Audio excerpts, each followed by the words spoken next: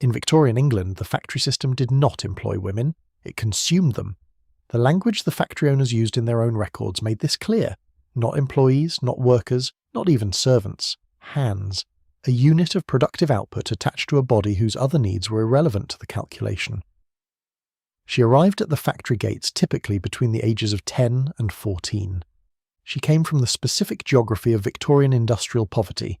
The back-to-back terraced houses of Manchester, Bradford, Leeds, Birmingham, the specific streets where her family's survival arithmetic left no room for the option of not going. Her father was already in the mill, or already dead, or already broken by it. Her mother was already working. The factory was not a choice she made. It was the place the arithmetic of her birth sent her.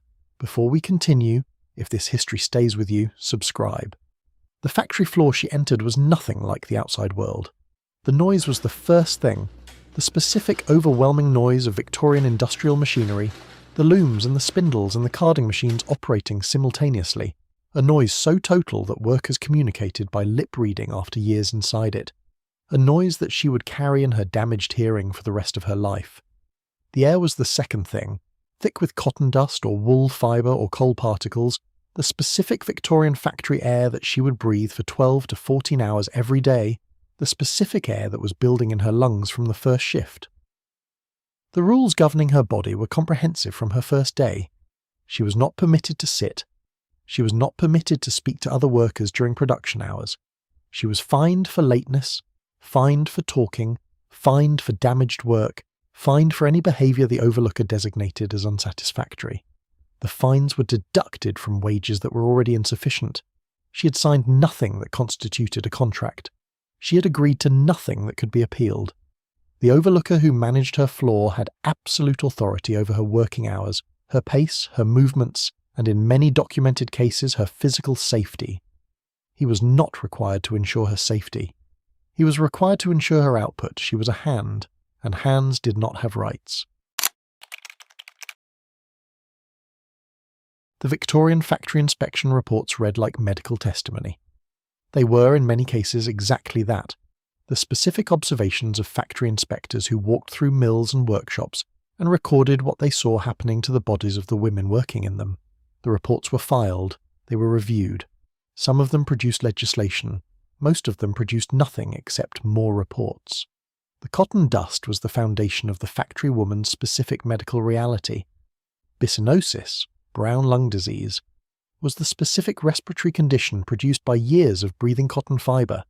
It began as a Monday morning tightness, a chest heaviness that cleared by Wednesday and returned the following Monday as the lungs re-encountered the dust after a Sunday's rest.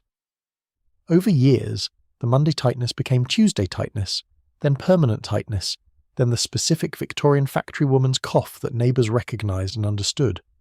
Victorian medicine had a name for it. The factory owners had a different name for it. Malingering. The machinery took specific things. Factory inspection reports document fingers lost to spinning frames with the specific clinical language of industrial incident recording. Right index finger, left hand 3 fingers, hand crushed between rollers. The machinery was not guarded because guarding it cost money and fingers did not. The specific Victorian industrial logic was explicit in the reports. A guarded machine produced less than an unguarded one, and the cost of a worker's injury was absorbed by the worker, not the factory. She bore the cost of the risk the factory required her to take. The standing produced its own specific medical consequences. 14 hours on stone floors produced the specific swollen ankles and varicose veins that Victorian factory doctors documented as occupational conditions, when they documented them at all, which was less frequently than the conditions occurred. The specific spinal conditions produced by 14 hours of specific postures at specific machines were recorded in the bodies of factory women who presented themselves to dispensaries and were told to rest, which they could not do, and return to work, which they did. The heat and noise and dust combined to produce the specific factory woman's aging that contemporaries noted and that the historical record confirms. Women in their 30s who looked 50, the specific rapid aging of bodies operating at maximum output in minimum conditions. She wore it in her body. Every year of the factory was written on her. The factory did not make provision for children. Not for the children who worked in it, that is a different history. documented and partially addressed by Victorian reform, for the children of the women who worked in it, the infants.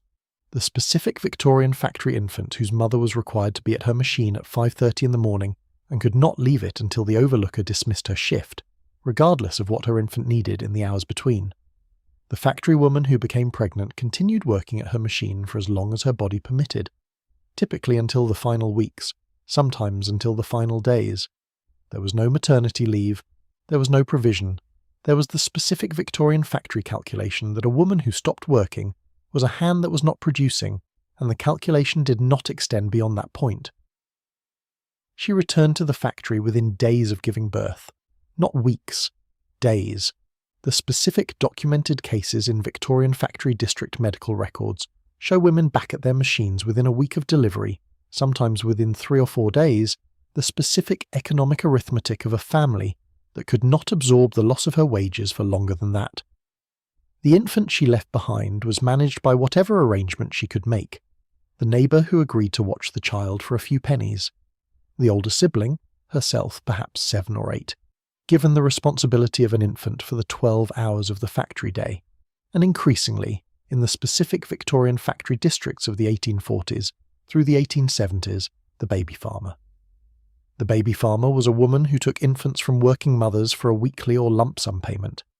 The arrangement was simple.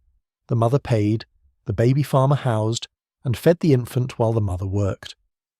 The documented reality was specific and devastating.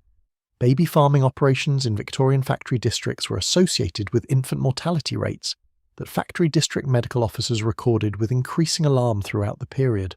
The specific cause was the systematic underfeeding of infants whose payments had been received, in many cases as lump sums, creating an economic incentive for the infants' deaths that the Victorian legal system was extraordinarily slow to address. The factory woman knew this.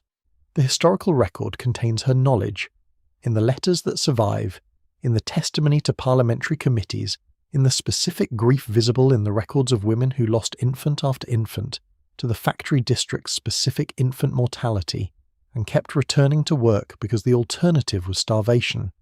She could not protect them. She knew she could not protect them. She went to the factory anyway. She was not supposed to organise. The Victorian factory system was very clear on this point. The Combination Acts had made workers' collective action illegal until 1824. After 1824, the specific legal landscape shifted, but the specific practical reality did not shift nearly as far. A factory woman who organised her colleagues risked immediate dismissal, blacklisting across the local factory district, and in some documented cases prosecution. The cost of organising was her livelihood, her family's survival, and her physical safety in a period when striking workers were not reliably protected from the violence of strikebreakers. She organised anyway. The historical record of Victorian factory women's resistance is specific and substantial, and largely absent from the histories that are most frequently told. The 1833 Glasgow cotton spinners dispute, the 1845 Preston strike, the specific East London match girls strike of 1888, conducted by young women working with white phosphorus in the Bryant and May factory, whose specific industrial disease, phossy jaw, the specific necrosis of the jawbone produced by white phosphorus exposure, was the specific medical evidence that made the public case for their cause, and the newspapers finally print it. The match girls won. The specific women whose names are in the historical record as organisers paid specific prices for being there. Annie Besant, who organised the match girls, faced social ostracism and professional consequences. The unnamed factory women who signed petitions and organised walkouts and stood outside factory gates in rain and cold were dismissed, blacklisted, moved on to the next town where no one knew their names yet. The Factory Acts produced real changes and real limits simultaneously. The 1833 Factory Act restricted child labour and created the first factory inspectors. The 1844 Act extended protection to women, limiting their working hours to 12. The 1847 10 Hours Act limited women and children to 10 hours daily. Each act was fought for by specific people against specific resistance from factory owners who argued in Parliament that regulating factory hours would destroy British industrial competitiveness. The specific Victorian economic argument that the cost of protecting workers was too high, that the market would provide better than legislation. What the Acts did not address was as specific as what they did. They did not address safety. They did not address the dust. They did not address wages. They did not address what happened to a factory woman's infant while she worked the legal 10 hours. The women who fought knew this. They fought for what could be won and kept fighting for what remained. The historical record contains their names. The factory system tried to make them anonymous. It did not entirely succeed.